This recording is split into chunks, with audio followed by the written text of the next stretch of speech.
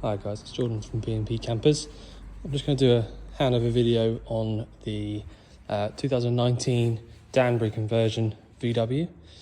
So obviously being a T6, you get all the nice sort of modern looking lights and things like that, all nice and sort of, really nice looking, nice and modern.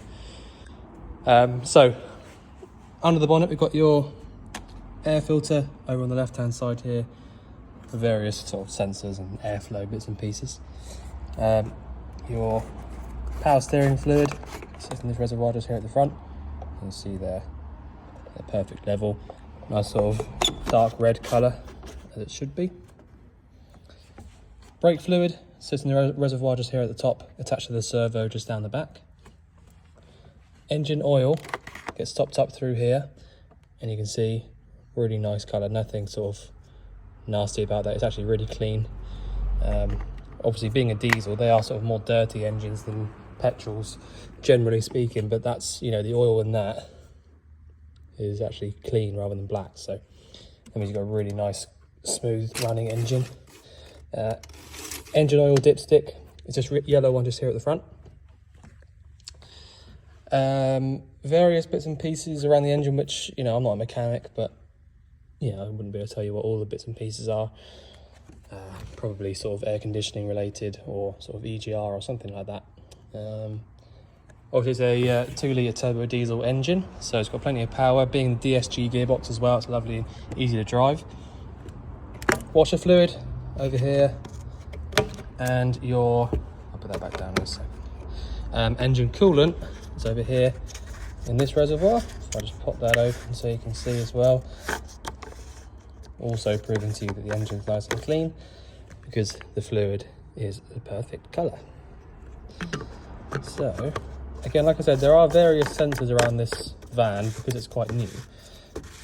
So, you know, if anything was to go wrong, you'd know about it inside the cab anyway, but just thought I'd show you where those bits and pieces are. Another thing I need to show you on this particular van is this one here. So you've got like emergency inflation valves. So because this van's on like hydraulic, well, it's like air ride basically. The suspension's got air ride fitted.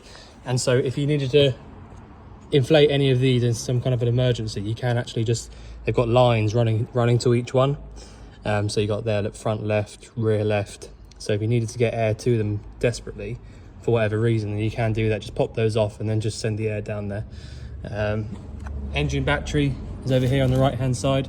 You have got this little cover here as well, which goes down inside the gap just there, like that. This side won't go over because you've got various wires coming out through there. So if I just show you, actually I'll leave that one how it is. You've got a couple of bits and pieces that are, well, it's mainly all related to the air ride, I think, because there's like quite a few big fuses and things like that. It has got a proper alarm system, and I think this is going to be something to do with the split charger or something. But yeah, it's all there, all connected up to the battery, so you don't have to touch any of that. A couple of little mini fuses down here, but yeah, like I say, you basically just don't need to worry about any of that sort of stuff. It's all Danbury related and the original conversion. So, you know, it's not like a load of horrible stuff's been added in aftermarket. It's all just the original Danbury conversion bits and pieces.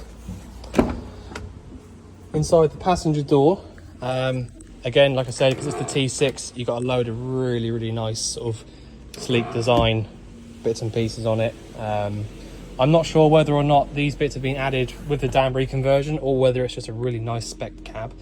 I'm not sure, but yeah, I know this particular model and this van is, you know, there's not much that it hasn't got basically. Passenger airbag, you can turn that on and off just from inside this door, and other than that, you can swivel the front seat round just here with this little lever. But yeah, otherwise there's not too much to show you just here. The make and model and, you know, part numbers and all that for your air suspension is all just in here. So if you ever needed to do anything with that, then you can do that. You've got a couple of bits to show you here. So you've got Adblue, which obviously, I don't know if you've had a newer diesel vehicle before. It's only on diesels. It's basically like it's It's a fluid that goes in not every single time, and it'll come up on your dash telling you when you need to fill it up. But it's basically like a cleaner. So it's like obviously you've got an EGR, which is exhaust gas recirculation, but Adblue is kind of similar sort of thing to that. It sort of like cleans it whilst it's going. And then obviously your diesel filling point there. You have got this little sticker just here. So you've got a Webasto diesel heater, which is off this little dial here, which I'll show you in just a minute.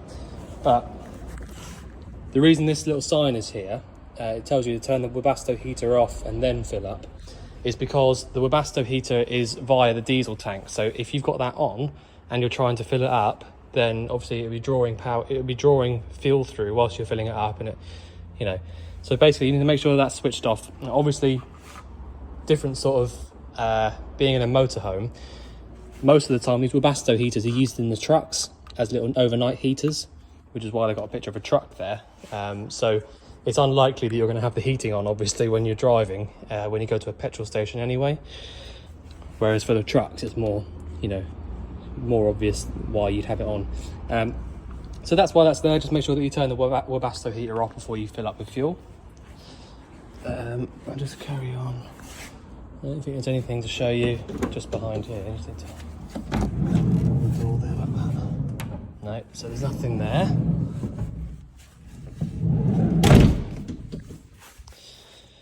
Around the back of the van, you've got a really nice wide bed, by the way. So obviously you've got the 3 seat belts there at the back. Your jack and wheel brace are just in here underneath this seat, and obviously your porta potty is there. Lots of different kind of little cupboards and bits and pieces dotted around the vehicle. This one here is just also for wiring and things that we need to deal with, but obviously nothing actually came up really on the habitation check, so it's obviously really, really nice quality. Your battery charger for when your electric hookup's plugged in is that one just there, so that's why the light is on it now, because I've got the van hooked up at the minute. So that's there if you ever need to get to that. You've also got at the back here your fuses, and it does tell you which one does which one, you know, what they all do basically. So that's there, that's your 12 volt fuses, and just above that you've got your 240 volt trip switches. So that's where all that is. All the sort of electrical stuff is just at the back there. Electric hookup, like I said, I've got it plugged in at the moment.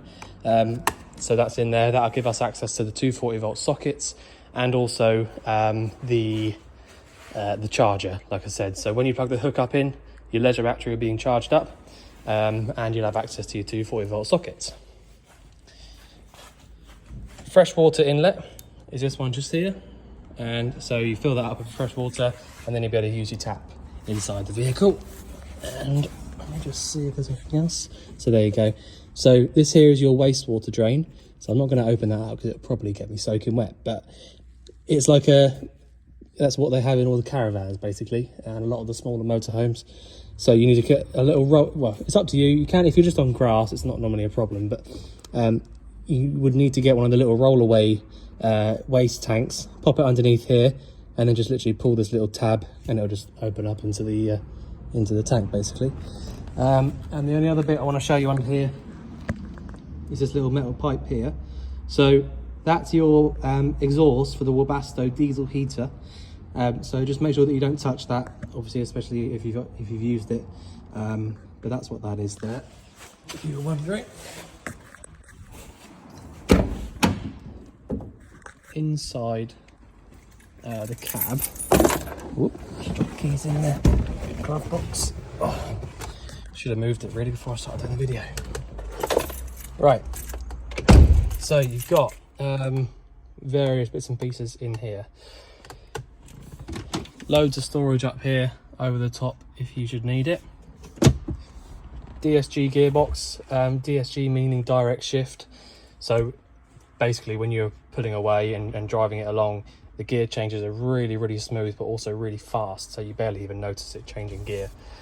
So yeah, I'm not sure if you've got a vehicle the same, but basically park is at the very top. Once you're in park, you can put your handbrake on, but you don't have to unless you're going to, you know, if you leave it in park, you won't move anywhere anyway. But yeah, then got reverse, neutral, drive, and sport. So If you go right the way down to the bottom, this is one of the more powerful engines that they make for the VWs, so it is actually pretty quick, but that's up to you.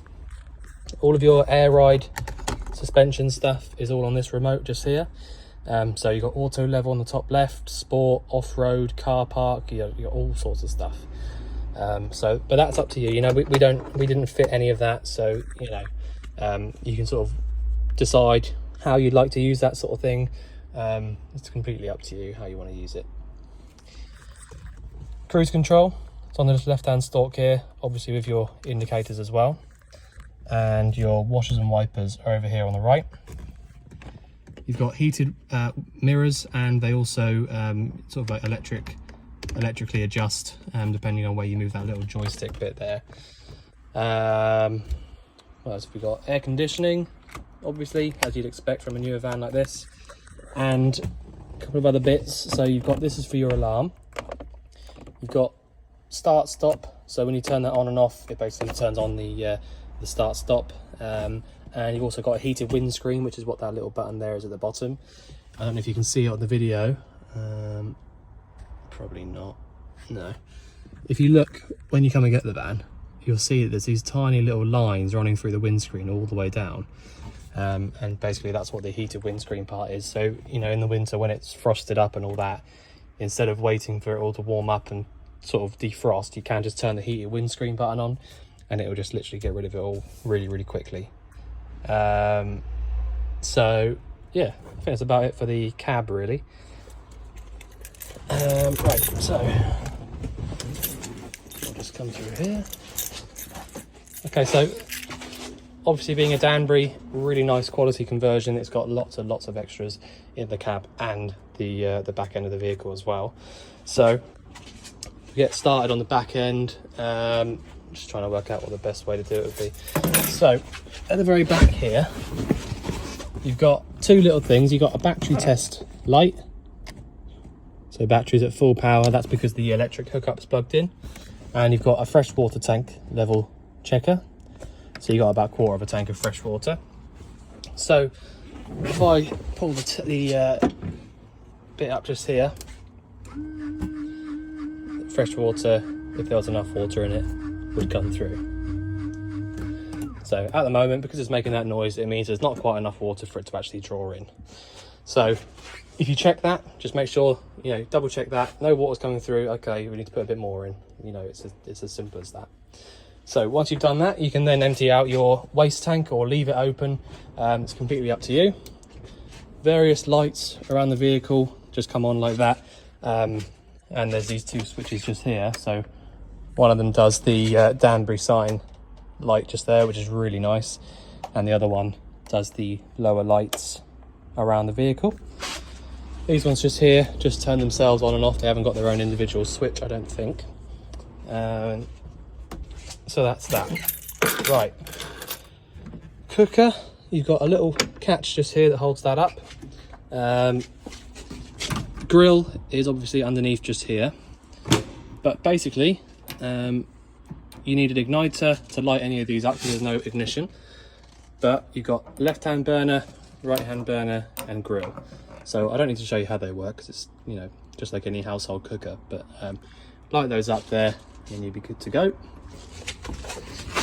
You have also got just down here various sockets around the vehicle. So a lot of the older vans do struggle quite a lot with the amount of sockets that they actually have inside them, whereas this one's got two 240 volt sockets there, USB there, two 12 volt sockets there, another two 240 volt sockets over there, and so, you know, you get the gist. Lots and lots of power points dotted around the vehicle if you should need them.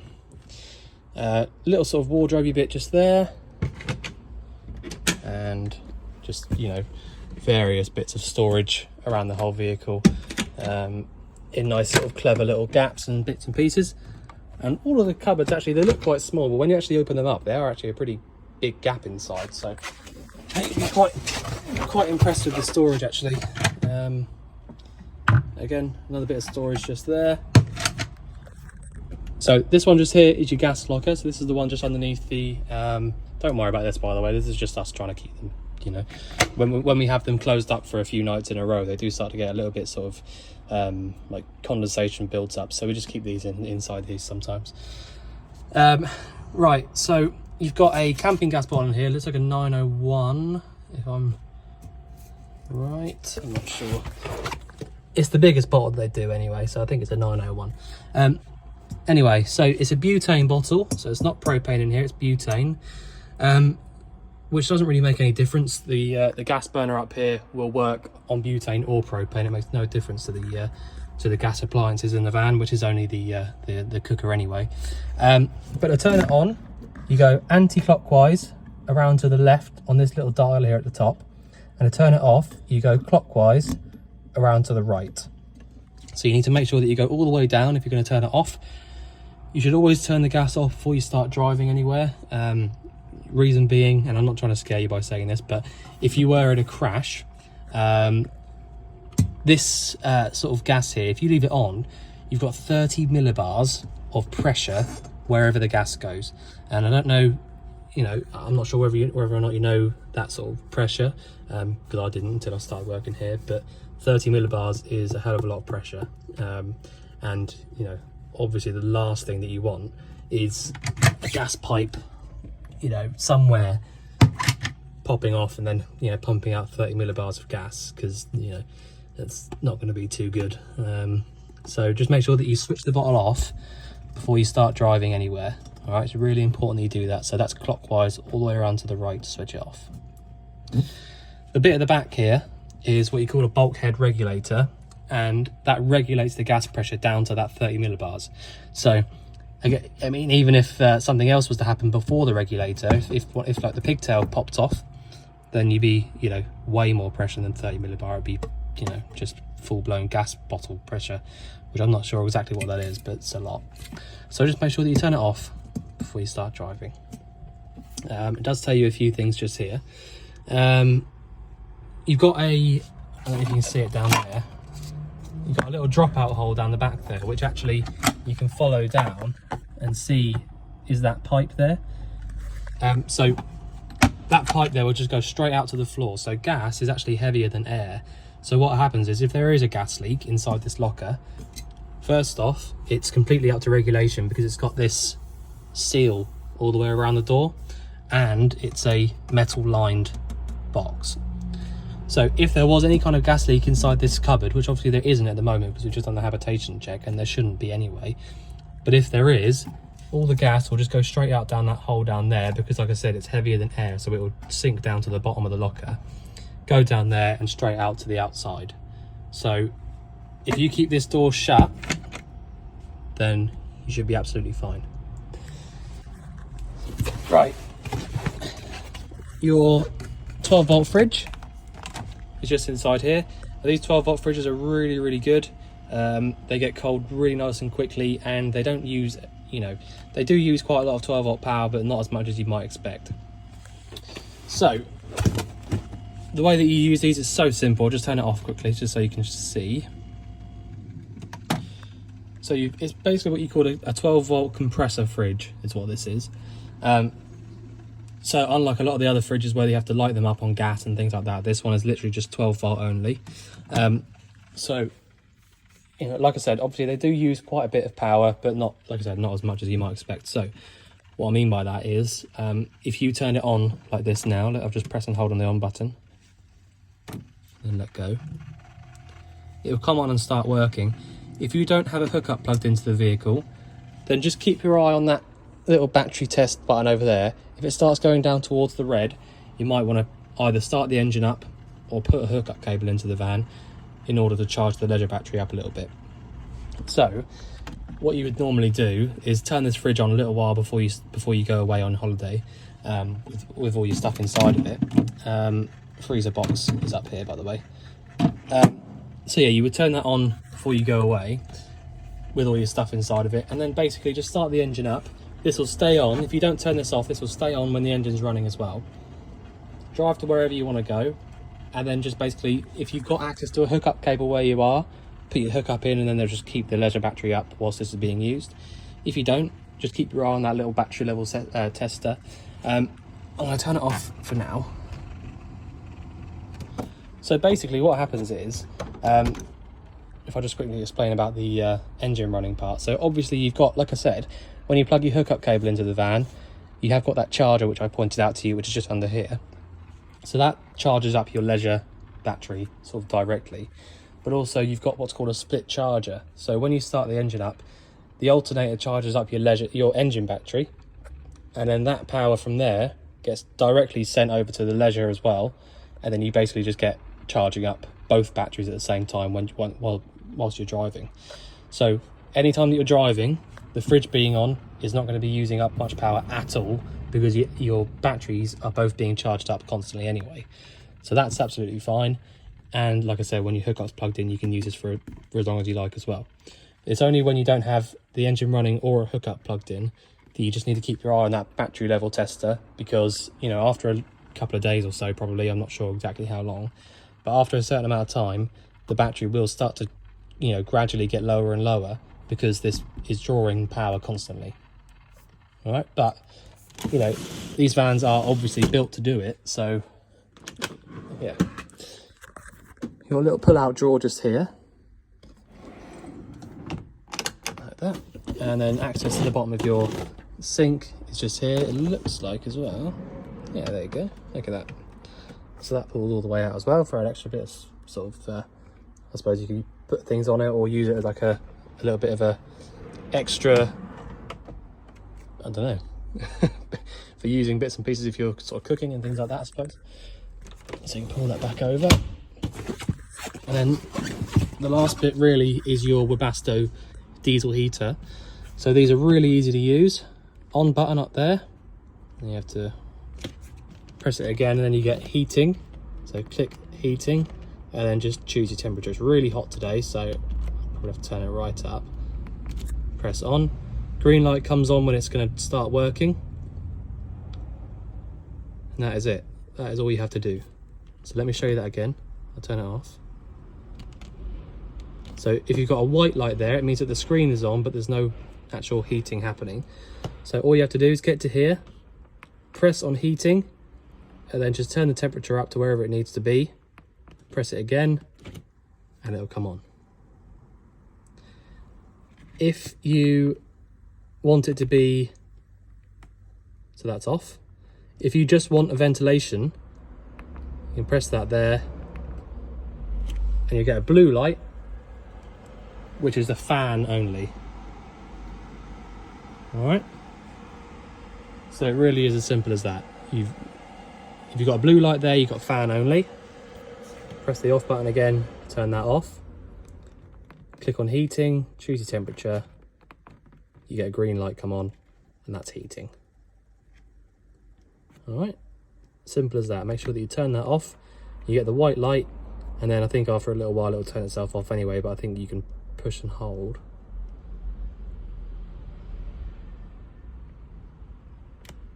Oh no. Right, so you basically, when you get to the white light just there, just leave it and it'll turn itself off.